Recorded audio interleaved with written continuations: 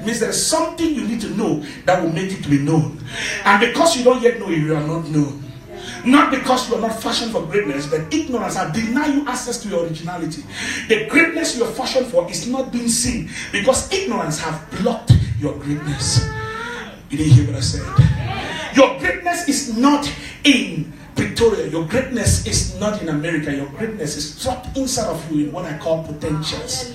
Potentials are the divine abilities endowed by God in you. That's the capacity to make you a voice in your generation. Let me say it again. Potentials are those divine enablements which God put inside of you to make you a solution to your world. Now, that which God put inside of you that is not yet exploited is called potentials. So potentials is the unexploited greatness in you. Somebody say, I'm great. I'm great. My greatness is still covered by ignorance. Are you thinking about what I just said? That something is covering your greatness. You might be shocked. It doesn't mean that it's your height that determines your greatness. Are you hearing what I'm saying? The greatest people on earth are not the tallest people. In fact, there are tall people who are servants. Are you understand what I'm saying? And you can be skinny, but you find your purpose. You become a source of influence. Touch somebody, say I'm special. Not because the man of God said I'm special. So I'm special because of the content of divinity in me. Did you hear what I said? Say I'm special because of what God put inside of me. You know what God has put inside of you, if you bring it out, those who were looking down on you will be so, oh, I made a mistake. I made a mistake. Let me tell you, when a little child is growing up, nothing is written on his face as to what he will become. It takes revelation to unveil the greatness inside of you. It's easy to shout. Revelation. Revelation is not exciting words.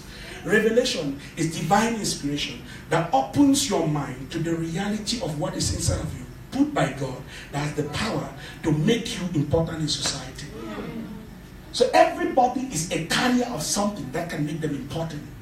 I say importance, when we get the semantic meaning of importance, it is described as this. Importance.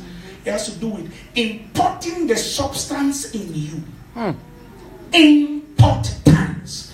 You know, importers are rich people. You didn't hear what I said? Importers are rich people. So there's a rich treasure in man, which you need to import it. The substance of divinity in you, when you bring it out, it adds color to humanity.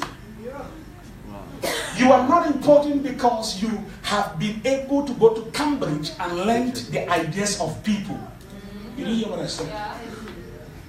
You're not important because you spend so many years acquiring knowledge which has already been exploited. You didn't hear what I said? You're not important doing what others have done before and they celebrated them before you. You're important when you bring out the substance in you put by God, which nobody has exploited, and bring it to your generation, and you are the first that you brought it. So there's no way people can ignore your existence. You become a legacy builder. You become a pathfinder. You become a trailblazer. You become an eye-opener. You become a way maker. Waymaker, miracle worker, light in the darkness. That is who you are. Waymaker, miracle worker, promise keeper, light in the darkness. That is who you are.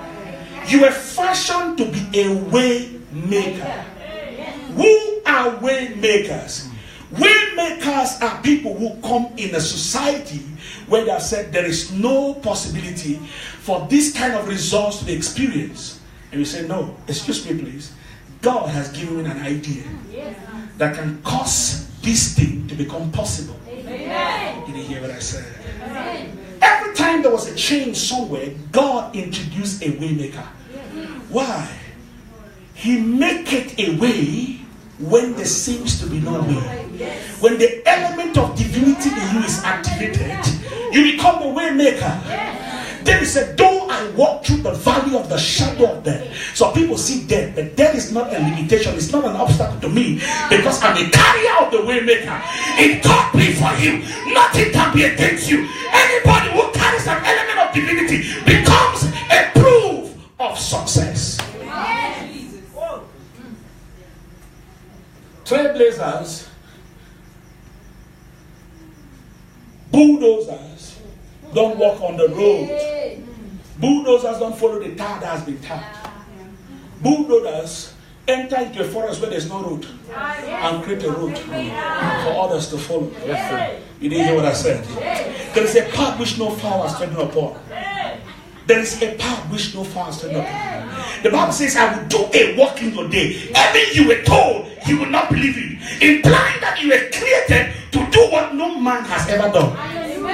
Each time you live your life doing just what people have done, you are a counterfeit. You are not yet born again until you discover that thing about you that nobody carries that can introduce to humanity that which have not been. You didn't hear what I said.